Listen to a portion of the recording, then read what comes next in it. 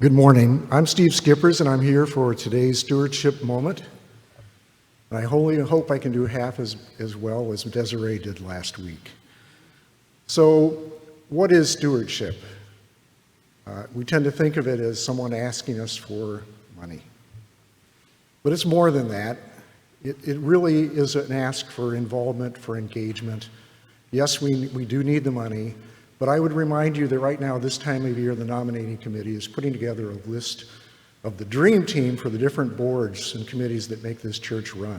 And I would ask you to listen thoughtfully and also to self-nominate.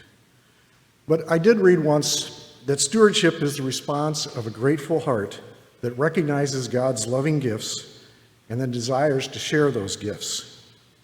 And so, in accordance with our theme, you can think of stewardship as indeed rooted in love.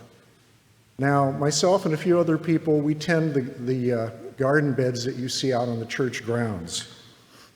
So it was natural for the stewardship committee to ask me to talk about being rooted in love. And I'll call your attention to the stained glass window, the center panel that has the parable of the sower of seeds, and the panel right below that that's kind of near and dear to the heart of a John Deere retiree, showing a man with a plow. We take our inspiration from these windows. We sow seeds, we don't have to plow, but we do grow vegetables and we share them with the World Relief refugees. Some of those vegetables are really only available from us, and they're comfort food. So your contributions make possible this small mission that is indeed rooted in love.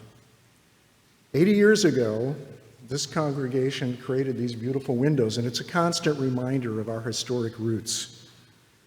A little over a year ago, concurrent with the pandemic, a devastating straight-line windstorm, a derecho, knocked down more than 7 million trees in Iowa and Illinois. Like that storm, the pandemic has laid low many businesses and institutions. How did we weather this storm? What do congregationalists do when they can't congregate? How do you keep the lights on? Keep missions going. Keep ministering to each other. It's been a difficult 20 years, and I've got a lot of gratitude to the church leadership, to the moderator, to the boards and committees that have kept these things doing, and they really do deserve our support. And we're coming back. If you came through the narthex, you may have seen a slideshow of the Trunk and Treat event that we held back around Halloween. And we had attendance from both our own youth and the neighborhood youth. There were 16 car trunks. I think that's the most we've ever had. With treats, and we had our older youth running the games. And this was supported by the CE board, Amanda, and by your stewardship. In the photos, I counted 37 youth, a mix of members and neighborhood youth.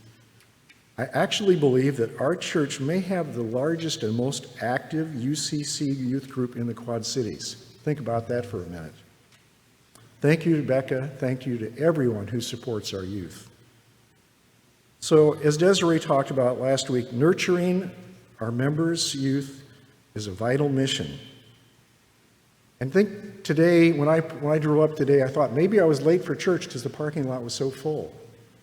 But it was a beehive of activity. Maybe it was controlled mayhem downstairs as we once again filled Thanksgiving baskets. And I'm confident we had, again, more than 37 youth engaged in that. And thank you to them and their parents for this vital mission that this church puts on.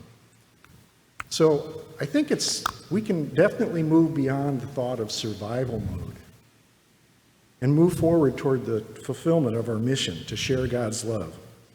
So to do that, we need your engagement, we need your pledges so we can set a mission budget, continue to have a vibrant youth program, and so we can do mundane things like keep the lights on. So I ask you, please be grateful and please be generous with your pledges. Thank you.